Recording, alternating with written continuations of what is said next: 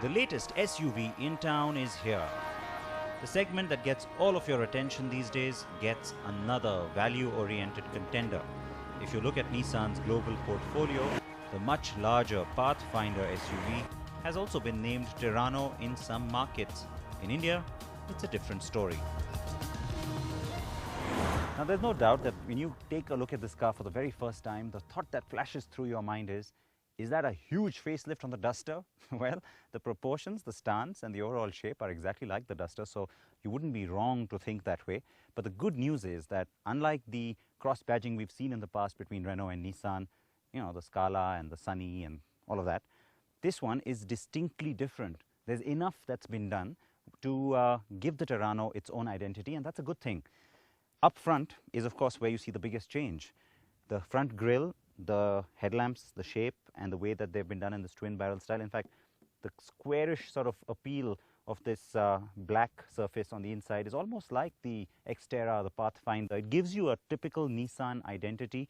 The bumper's a bit sportier too. I like the little housing for the fog lights, though the fog lights themselves could have been a little larger, give the vehicle that sporty dynamic in terms of styling. But it's nice, it works, and typical Nissan V-shapes as far as the chrome goes across the or around the Nissan logo. So good change in the face.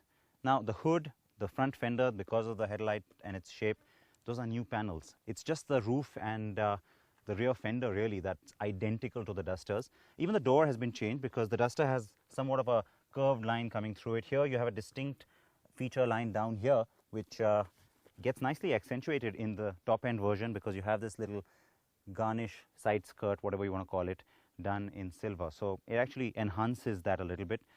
You've got silver roof rails, that's only on the top end version yet again. And so what you're seeing here is the top end XV premium variant.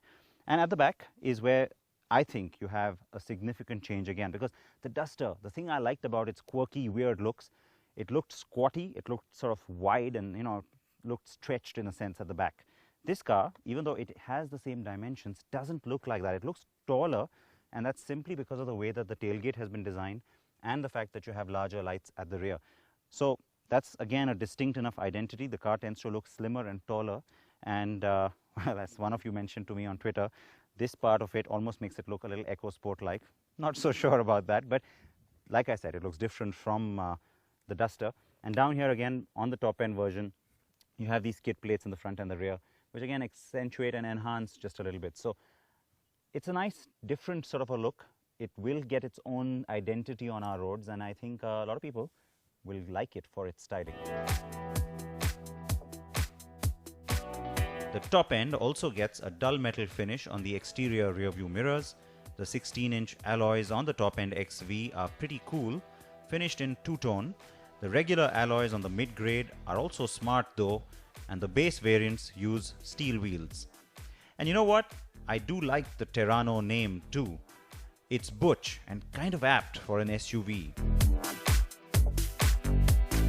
The Terrano does try hard to please with the interiors and also has an all-new instrument panel. Now, the thing that was being talked about before the Terrano ever saw the light of day was just how this is going to be a lot more premium than the Duster.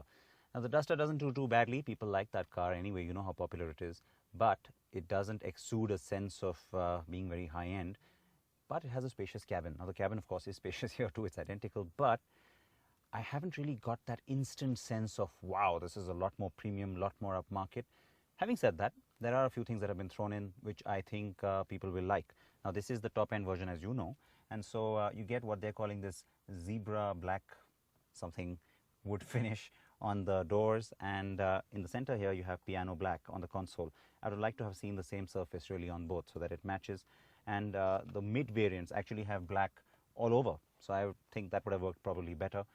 It's the top plastic piece here of the dash that's completely redesigned, and it's smart. You don't have the central round vents anymore. You have a very different shape, and the console might seem a little bit similar. The AC controls are similar for sure, but you get a revised music system.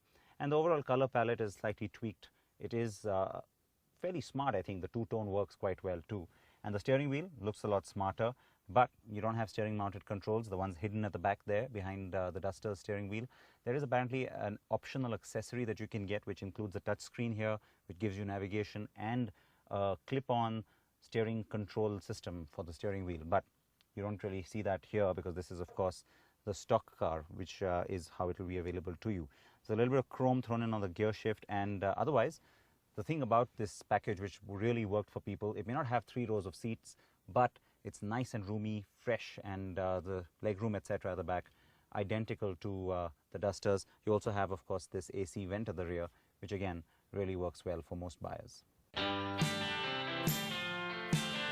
So the beige and black dual tone works well, and so do the chrome touches on the door handles, gear knob and AC vents. Some new storage spaces appear on the dash. The rear seat is comfortable and spacious, and as I said, the top-end variants get that rear air conditioner vent with their own fan controls. So the cabin does appear a tad more premium than the Dusters, but don't expect it to surprise you too much. The Terrano is set for 3 trim lines, XE, XL and XV, with 7 variants to choose from, though the petrol is only available in the mid-XL trim. Like the Duster, there will be 3 engine options on the Terrano. The 1.6-litre petrol generates 103 bhp and 145 Nm in torque with a 5-speed manual transmission. Claimed mileage on this is 13.2 km per litre. Popular Renault DCI engines include the 83 bhp variant with a healthy claimed fuel efficiency of 20.45 km per litre, and the top-end 1.5-litre diesel with 108 bhp and a meaty 248 Nm of torque. This one has the 6-speed manual gearbox. Claimed mileage on this comes in at 19 km to the litre of diesel. The comparisons to the Duster become even more unavoidable once we got the Terrano on the road. I first drove the 85 PS diesel variant, which, like the Duster, gets a bit noisy at higher revs. I then switched to the 110 PS output version. Yep, that's the top-end car in black, and it's just as noisy, but sounds a little bit more refined overall. And yes, again, there's been absolutely no effort made to differentiate its ride, its suspension settings or engine performance from the Duster's 110 PS Avatar. And so while I am a little bit surprised by that, I'm not disappointed because the Duster was always fun to drive. It had a really nice sense on the road. So handling-wise, performance-wise, it's identical, and it's a really comfortable, fun drive. So I've enjoyed myself today. Having said that, now I want to quickly tell you that just like the Duster, there isn't too much of a huge difference between the 85 and 110 versions in the sense that you don't feel that the 85 variant is underpowered or sluggish. But the big difference that really does show up is not on the power side, it's more to do with the transmission. The 6-speed gearbox on this car, the 110, is definitely a lot more fun. It's very responsive, really well mated to the engine, and so I've had lots of fun. And today, in particular, we've been able to go over some bad roads, some ghat stretches, and some nice twisty sections, and of course high speeds on the highway too. All of it fun. An automatic variant is sorely lacking given the buyer's needs in this segment. But sadly, it doesn't look like Renault or Nissan want to oblige us with that consideration. The car is athletic enough and also has an impressive turning radius of 5.2 meters, which, yes, is similar to the Duster's, but is actually marginally better than the EcoSport's. What is also good is that the car performs well on bad roads with ease and even handles a little bit of off-roading. Its wheel travel is also generous, and Nissan is toying with the idea of a 4x4 Terrano for those serious off-roaders, but safe to say that will be a while away. Though Renault will likely give us the 4-wheel drive Duster by the end of the year or at the Auto Expo in February. Prices for the Terrano will be announced at the launch next week, but we do expect them to range between 8.5 and 13.5 lakh rupees ex-showroom. Pre-booking demand for the Terrano has been good, and Nissan will want to prove that the premium it's charging over the Duster is well worth it. The two vehicles will cannibalize each other, but we still expect a further dent to Mahindra and Tata utilities.